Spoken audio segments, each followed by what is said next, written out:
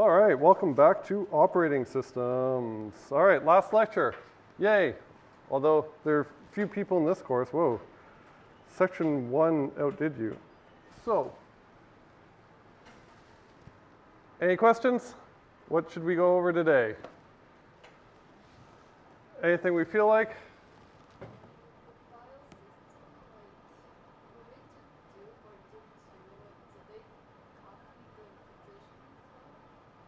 Yep.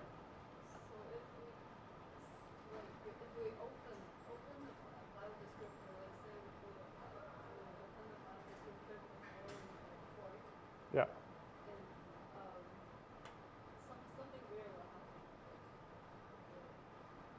Yeah, if you do two, you're pointing at the same like global entry.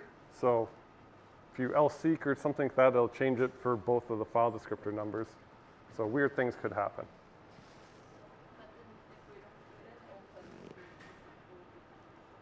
If you don't open?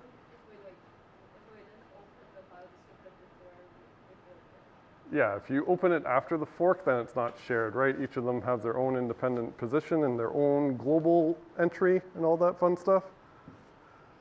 So, yeah. So, you want to do a question involving that and threads and all that fun stuff? Sure. Any other requests? Nothing?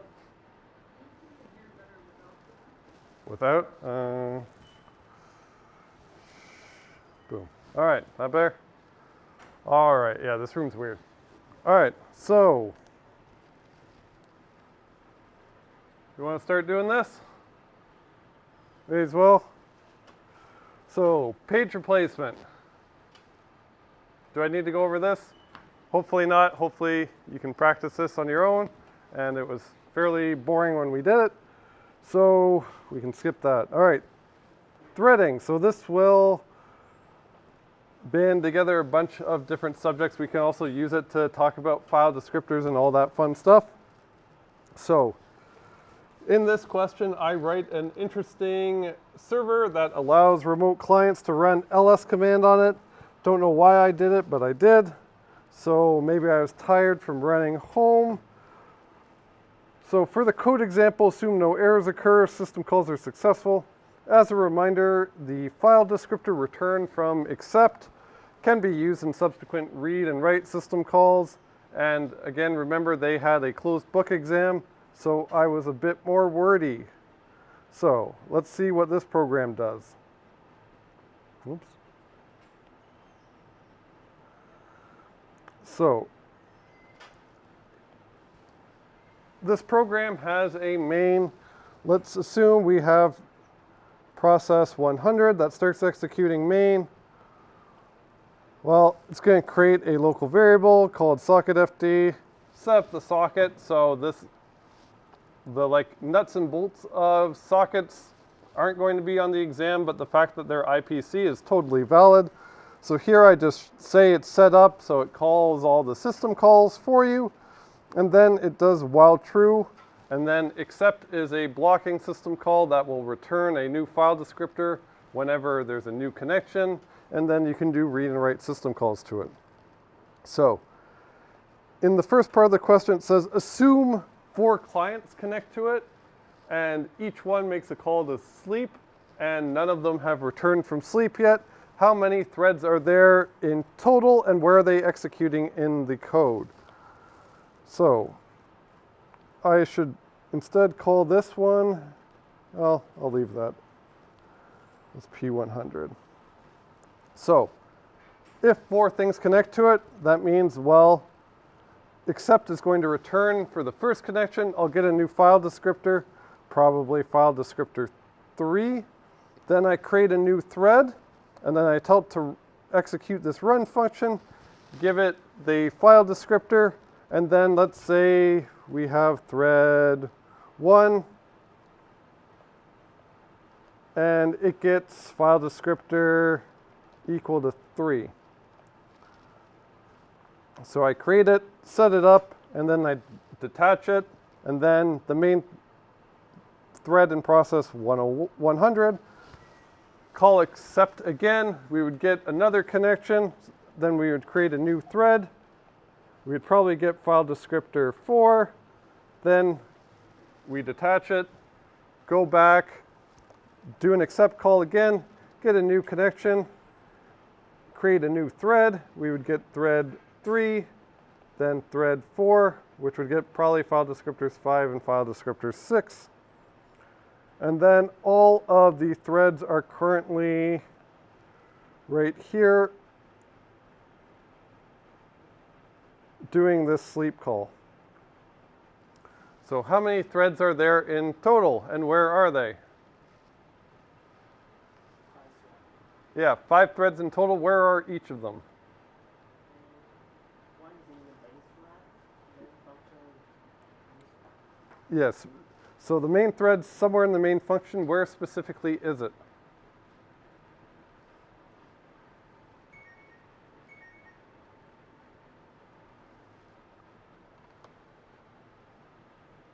So the main thread would be blocked in this accept system call, waiting for connection 5 to come in. So the main thread is stuck in accept, and then thread 1, 2, 3, and 4 are all in that sleep because the question says they're currently in the sleep. So 5 threads in total. Main thread is blocked in accept, and the other threads that we created are all in the sleep function.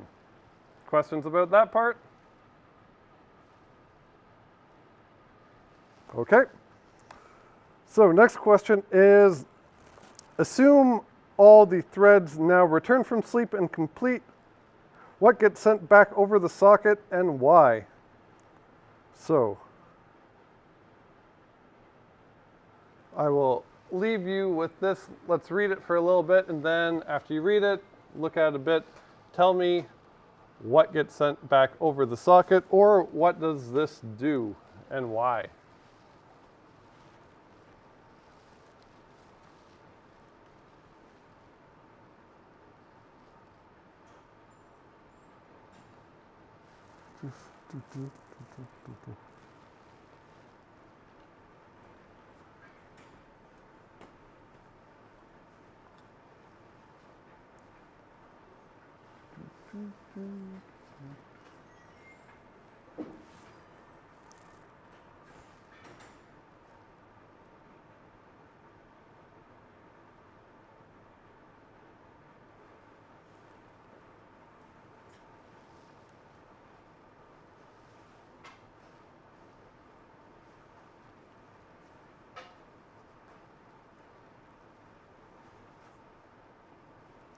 All right, any thoughts?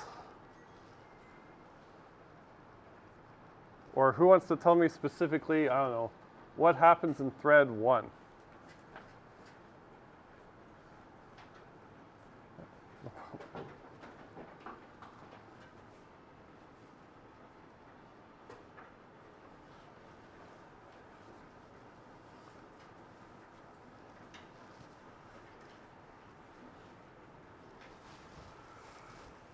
All right, for a brief little recap, doing the CS 111 fall final, doing the threading question. So our program looks like this. Oops. So we start off with a main thread.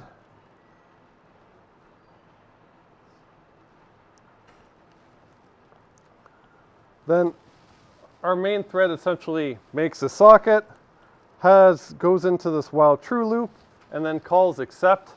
And remember, accept will return you, it's a blocking system call that will return you a new file descriptor that represents the socket connection, and you can read and write bytes to it. So in this question, just to get everyone up to speed, we have 4 connections to it, and we're supposed to explain how many threads are there in total and where are they. So if we have an accept and we have 4 connections, well, the first connection would return a new file descriptor from accept, probably file descriptor 3. Then we create a new thread. We want it to execute this run function, and we pass it the file descriptor we got from the accept call. Then we detach it, So we have up here, we have thread 1 that probably has file descriptor 3 executing this run call. And the question says, well, every thread gets stuck in this sleep call, and we need to explain where all the threads are. So if there are 4 connections, that means accept will return 4 times with a new file descriptor each time. So we create 4 threads. They each have their own file descriptor. And in total, we have 5 threads. So we have the main thread blocked on the accept system call, waiting for the 5th connection. And each of our 4 threads, thread 1, 2, 3, and 4 are all stuck in that sleep system call. So in total, we have 5 threads. And then the next question say all of the threads return from sleep and complete what gets sent back over the socket and why.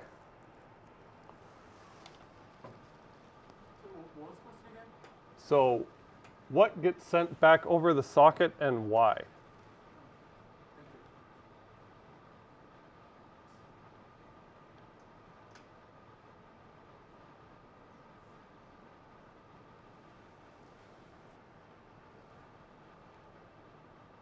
All right, anyone, or specifically what happens with thread 1?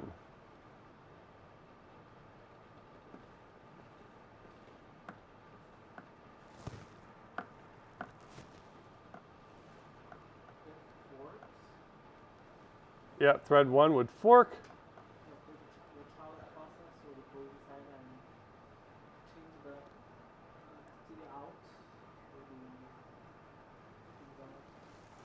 Yeah, so in thread 1, let's just say thread 1 goes ahead. I'll do it in a different color. Thread 1 calls fork. So that would create a new process. How many threads are going to be running in that process? 1. What is it going to be, that running thread, what's it going to be a clone of? Thread 1, because that called fork. So in this case, if we call fork from thread 1, we create a new process, probably get a process ID, I don't know, 101 is probably likely. So that will be an exact copy of thread 1. And then we check if PID equals to 0. What does PID equal to 0 mean? It's a child process. Yeah, so it's the child process, so it means you are process 101. That does this dupe2 system call, which we can kind of explain. So if we wanted to tie this into the file system lecture, well, in process 101, it's local open file table, which is essentially all the file descriptors it has open, might look like, 0, 1, 2, and 3. And then each of them would correspond to, essentially point to an entry in the global open file table. And each entry in that would have, its own position, its own permissions, and then like a vnode pointer.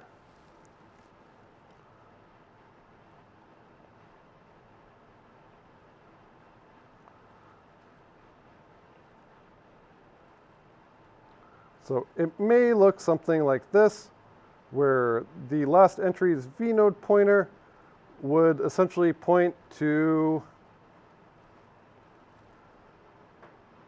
the socket connection. So now if we do a dupe2, that essentially will make whatever this file descriptor is pointing to, it will make file descriptor 1 also point to the same thing. So the result of the dupe2 is going to essentially change this to point from whatever it was pointing to before to now point to the same thing as 3. So now file descriptor 1 and 3 are both pointing to the same global open entry that actually represents our socket.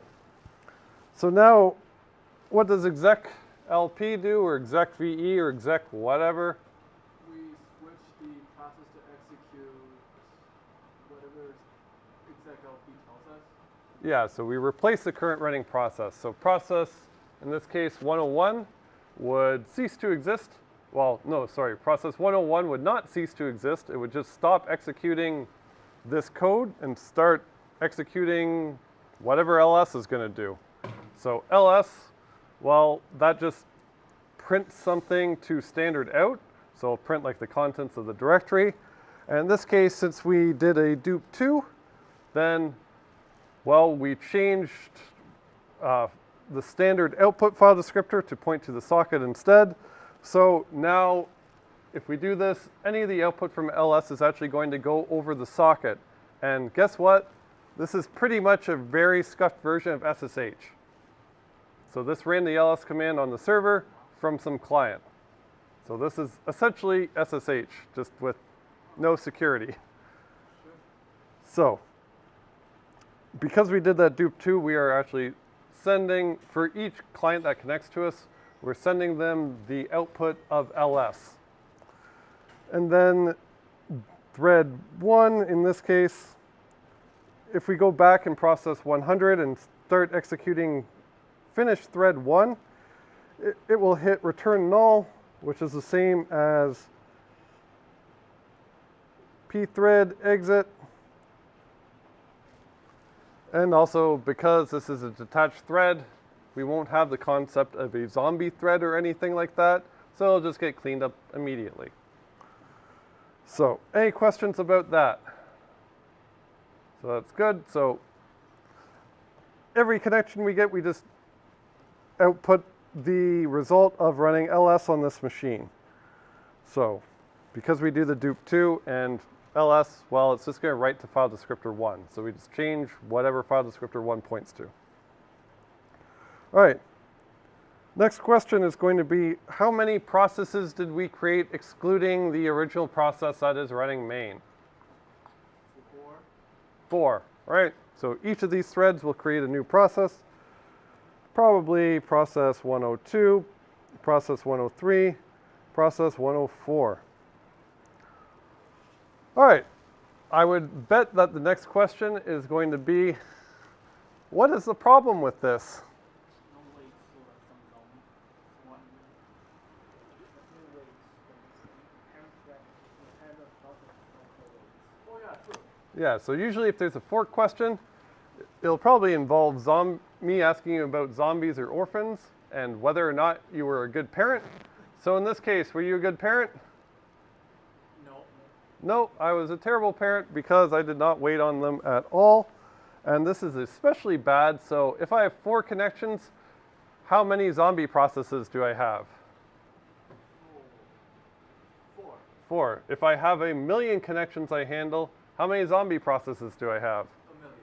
Which is probably bad, and I'm probably actually going to run out of memory at some point, which, guess what? That is why a common solution to people that have not taken this course is like, oh, my web service doesn't work anymore, restart it and it works. Well, they probably have some issue where they're leaking memory or they're creating zombie processes or zombie threads or something like that.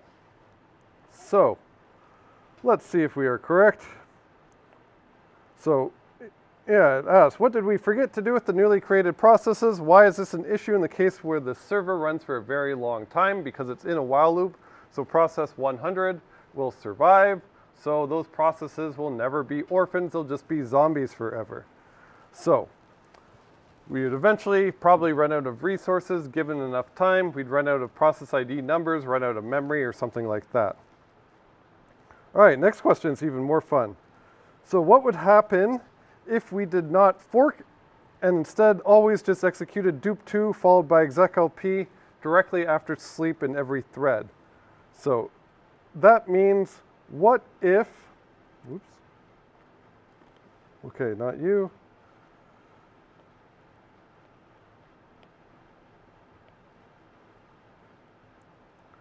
So what if my code actually looked like this? I did not have fork, I did not have this if, I did not have that.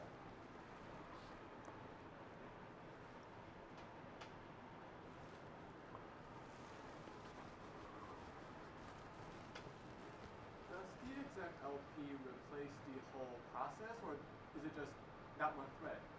Replace the process. Sorry? Process.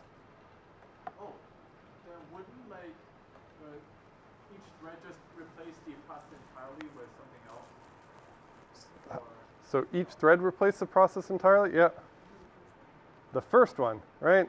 So because there's 4 threads running in this, whoever first starts execLP, the process starts executing a different program. All the other threads do not exist. So say thread 2 started executing.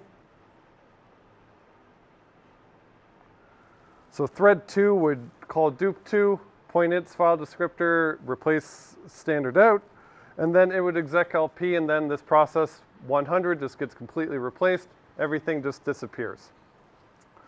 So only the first thread that called execLP will give any output. The rest of them, all the connections will be lost. Or they just won't exist anymore. I wasn't too specific with that. All right. Next one is, what would be the issue if we removed pthread detach? So if I went back to this original, but all I did is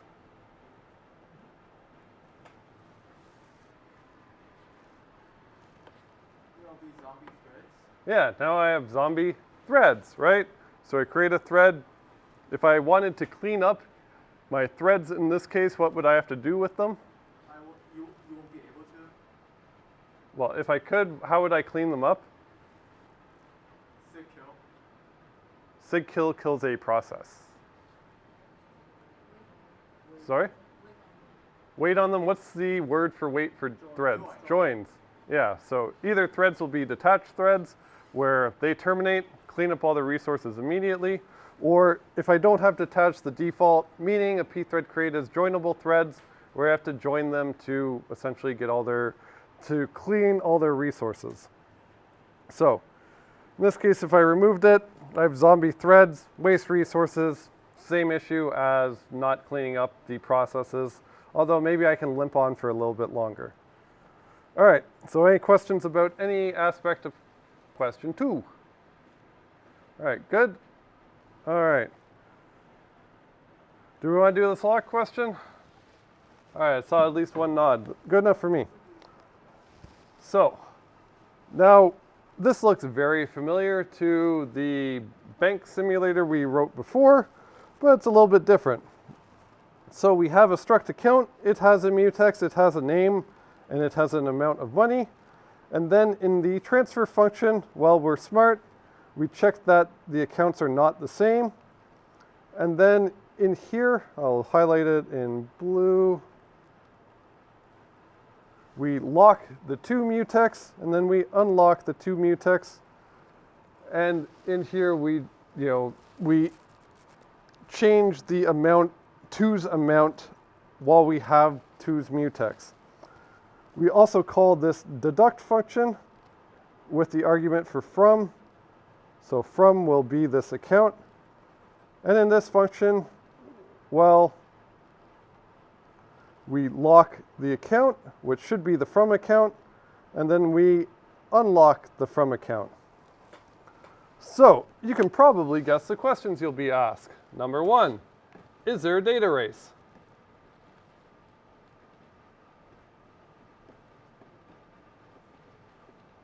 We got 1 nose.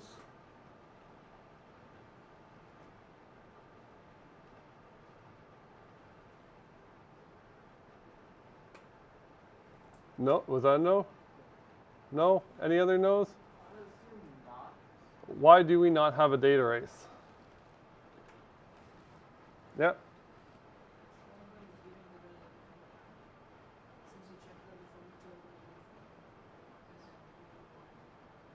Yeah, so each time I am reading or writing in this case to 2's amount, I'm doing it while I have the mutex to 2. So I do not have 2 concurrent accesses where at least one with the write. I do not have any because I disabled that because I have a mutex. Similarly, in between the green lines, that is where I'm looking at the from accounts amount. and I am only reading it and writing it while I have from's mutex, so I do not have a data race with from. So no data races in this case because I don't have concurrent accesses to the same location because I'm using a mutex. All right, next one. Well, if there's no data race, is there a deadlock?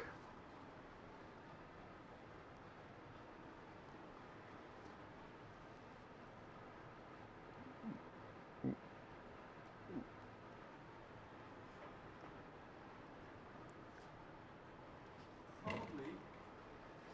Yeah. So there is a deadlock because you grab a lock and then you try to grab another lock, which is like sandwiched by then unlocking that lock and then unlocking the first lock, which is kind of like holding weight because two different threads like grab the two lock and then the account lock separately, and then both try to grab the one that both holding weight. Yeah. That's it. Basically, when two accounts try to transfer to each other and they acquire the locks from their twos, Yeah. both acquire the locks from their twos, and they try to deduct, and they cannot like get the locks from their froms. So if I have two threads, thread 1 and thread 2, and thread 1 is trying to transfer, I don't know, A to B, and thread 2 is trying to transfer B to A, something like that, then yeah, I can see how that would deadlock. So how that would deadlock is thread 1 goes ahead and acquires lock A, so it gets lock A, and then we context switch over to thread 2. Thread 2 would acquire its two mutex, which is account B, so it locks B, and now we are in a deadlock situation. So thread 1 can't continue because next thing it will do is try to lock thread B, which is held by thread 2, and then thread 2 also can't make progress because it is going to try to acquire lock A, which is held by lock 1 or thread 1, so it can't make any progress. So we have a good old-fashioned deadlock. All right, so now the tricky part, because we can probably get rid of some of our solutions here. So the next question is, without significantly refactoring the code, so without moving the code around, without changing the return value of deduct, without changing any of the arguments for deduct, keeping the logic, core logic where it is, how do I fix this deadlock? We move the pair of green locks to like before and after the two amount plus equals to deduct. So I can't move the locks around, You like can't from move the functions. amount of locks. So I can't lock like from here.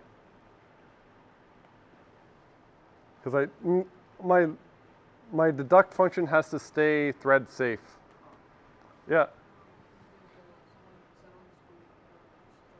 Yeah. Sorry?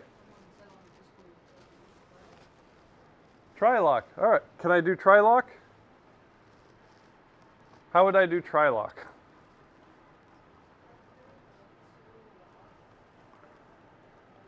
So in the deduct, I changed this line to try. So try and get account. Wow, that's good English. So I'd probably add that in a while or something like that. So what happens if I don't get the account lock? Then I have to unlock 2.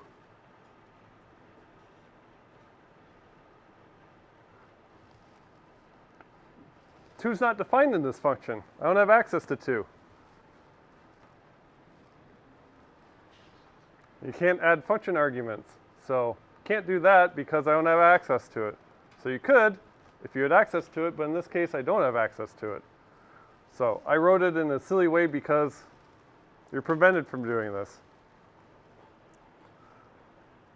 All right, So this one we have to think a bit outside the box. So the other one is ensuring the same order between mutexes all the time. Can I do that?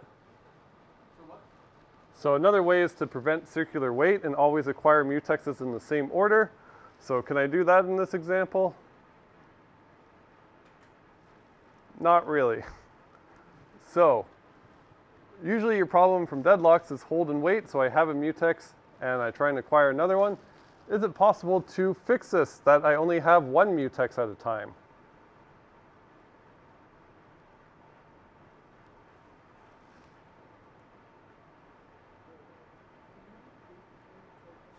Sorry? So is there a way to fix this that I only acquire one mutex at a time? So I don't try and acquire another. Not interchangeable, just make them separate. Yeah, just make them... Yeah, so I could make them a little bit separate. So I could have like int amount equal to deduct, like essentially this line, and then hold it in that variable. So I can call that. That's fine. It won't have a data race within deduct. And then I'm saving the output of it to a local variable. And then I just have, instead of this, I just add the amount to the to account. So essentially if I wrote it out, I'm doing like lock from, do a bunch of calculations, do all this stuff, then unlock from, then I lock to, then I add to it, and then I unlock to.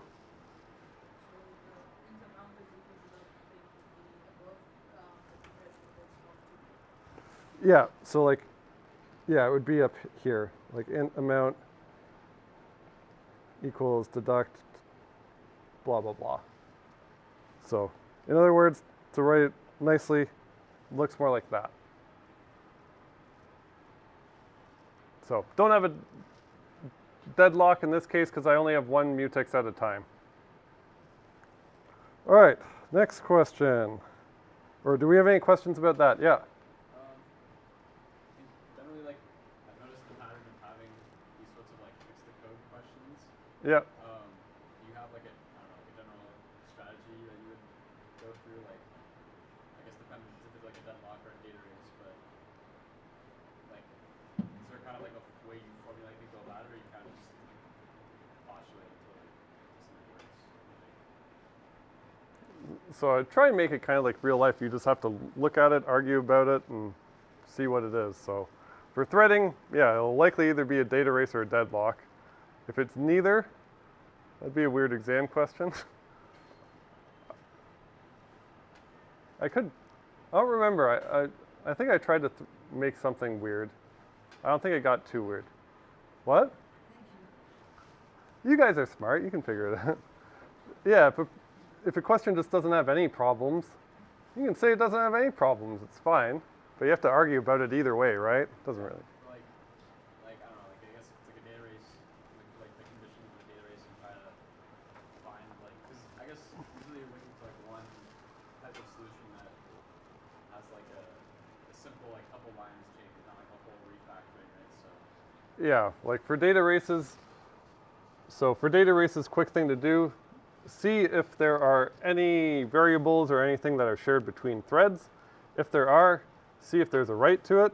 If there's a write to it, see if that write can happen at the same time as a read or another write, in which case you have a data race on your hands. And if you don't, well then, if there are more than one mutex, that's like red alert for deadlocks. and like fixing them is just like trying to break the different conditions. Yeah. Simple moving code type of ways. Yeah, fixing them, so I either break circular weight, or I break hold and wait, or I just only acquire one mutex at a time. Those are essentially the only three solutions we can really do, at least in this course. In reality, you can just like take mutexes away if you want, but it gets more complicated. Yeah. There's something called Last Wake Up just popped into my mind. What is that about? Lost wake up. Did we do? I don't think we did this in this section. So did we do like this question but condition variables? Did we talk about condition variables? We did yesterday, didn't we? You were in the other section. Did this section talk about condition variables last lecture? Like, did we do this? What? You, okay.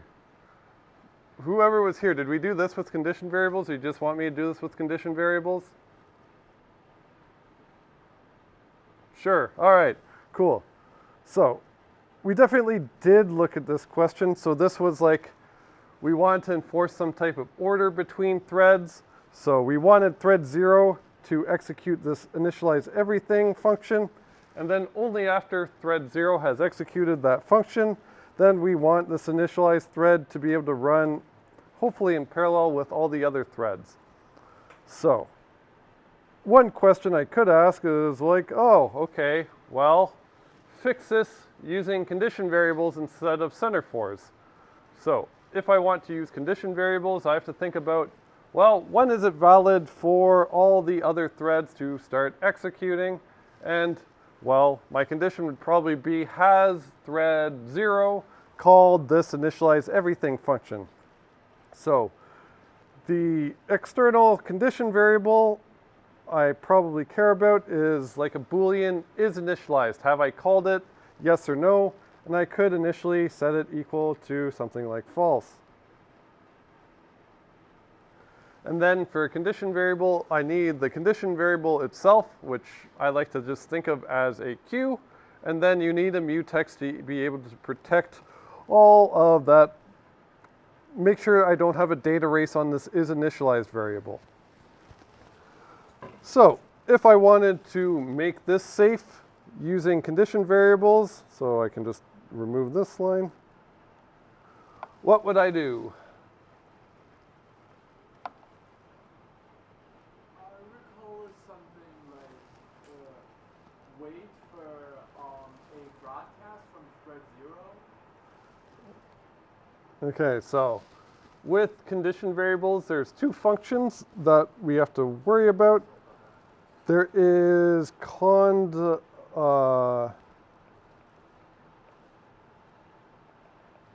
wait, which will take the condition, and then a mutex, and that assumes that you already have the mutex acquired, and it will atomically put this thread to sleep, add it to the queue, and also unlock the mutex and wait for something to, at least in the purpose of this course when we talked about it, wait for another thread to wake it up with con signal. And that will wake up exactly one thread on the queue. And we do not need the mutex acquired to actually run this. So there is another one that we kind of glossed over that is actually more relevant to this, and that's con broadcast.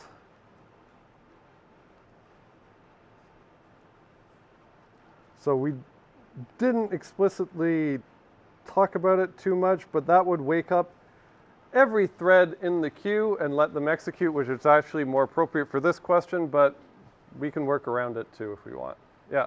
For the broadcast, like, so if they wake up all the threads, so they try to just grab the mutex. Yep. So they try to get one, grab the mutex. If they don't grab it, they will just wait and go back to the CE. No, so it'll wake up all of them. They'll try and grab the mutex, but only one will, and then the others will be blocked on that mutex until it unlocks it, and then they can go.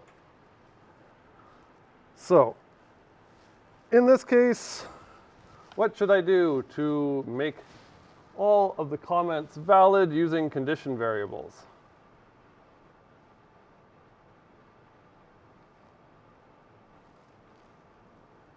Yeah. You could wait in the else and then So I could do a wait here. So if I do a wait here, oh, I run out of room.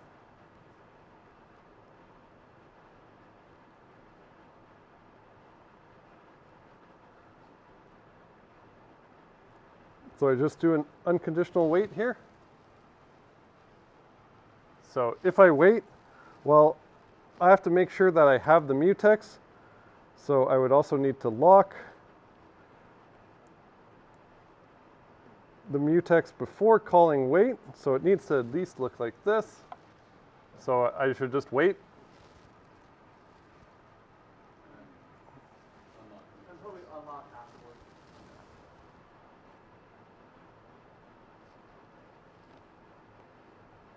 By the way, sir. Yep. So basically, cloud wait, it just blocks the thread until like the conditional variable is satisfied. It puts this thread to sleep. It blocks it until another thread wakes it up through signal, or in this case, maybe broadcast. Thank you. Got it. Yeah. We're running this on the else, right?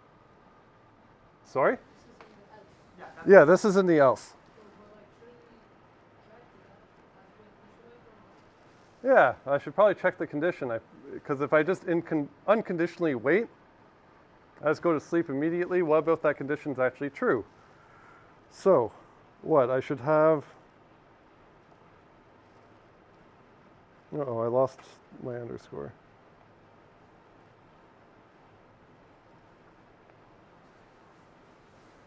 So I have what? If what? Yeah, if not is init.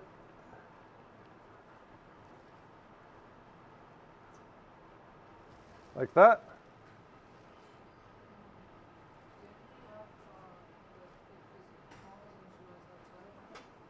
Sorry? Before locking.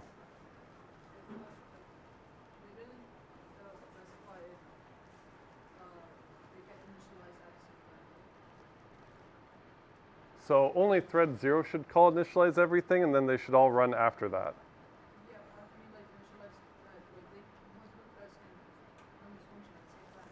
Multiple threads can run initialize thread at the same time.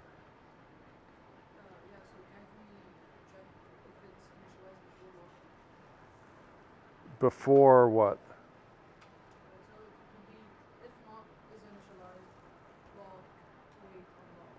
I thought we assumed Oh, that no thread is initialized before that. so you want to move this a line up? Move it down. Yeah, move the lockdown under the if, right? Yeah, so if I move the lockdown under the if, then I'm using that mutex to not have a data race on is init.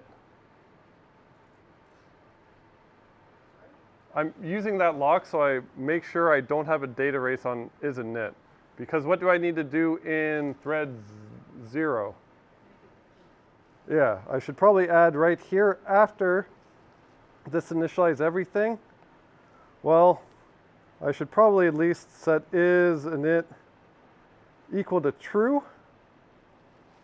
In this case, I can probably do like the cond broadcast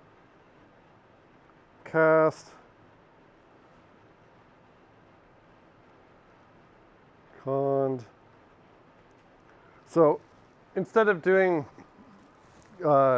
broadcast, I could also just have like a for loop that goes for the number of threads, just signal that many times if I want. But in this case, broadcast is going to be slightly more efficient because it's just going to wake up every single thread that's currently waiting.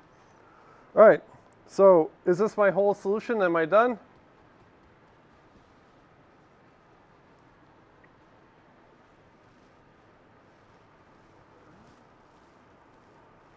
Why are we not done? So there are one major issue here and one minor issue here. And it has to do with, I heard someone say lost wake up.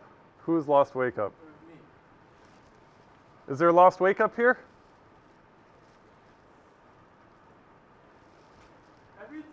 be able to like lock the mutex and con wait at least once, no? In con wait? Yeah. I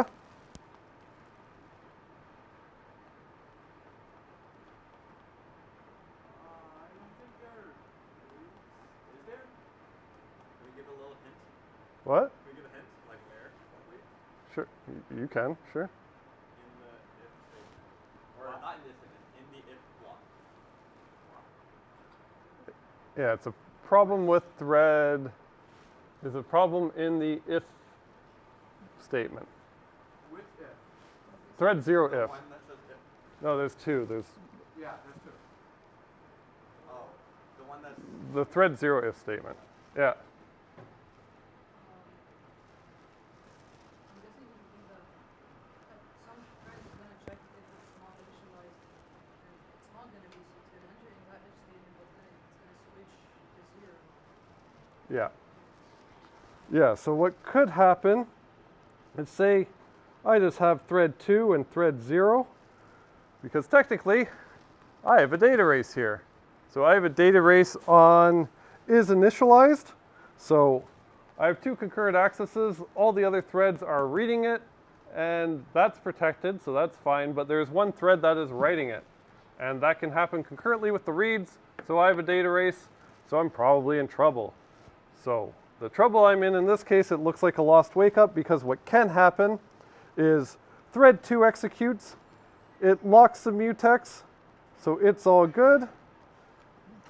And then it reads isn't it is currently false. And then we context over to thread 0, and then thread 0 changes isn't it equal to true, and then does a broadcast, so it wakes up everything on the queue. But guess what? Thread 2 is about to go in the queue, and it has not added itself yet. So thread 0 will just continue on going, initialize itself, and then be done. So that means thread 2 in this case will never get woken up by anything, because only thread 0 calls broadcast. So we'll have a lost wake up on thread 2 in this case. In this case, we could get extremely unlucky that we have a lost wake up for every other thread. So that could happen to thread, actually no, just one thread, because we acquired that mutex. Yeah. But like, when I asked like with the if before, then you said that it's correcting the net from user races, but aren't you just correcting it from? It's like then thread 0 was still able to write, right? So I should just prevent this data race completely. So I should probably just have thread 0 acquire the mutex before it writes to it, right? So the solution should probably look like lock and then unlock.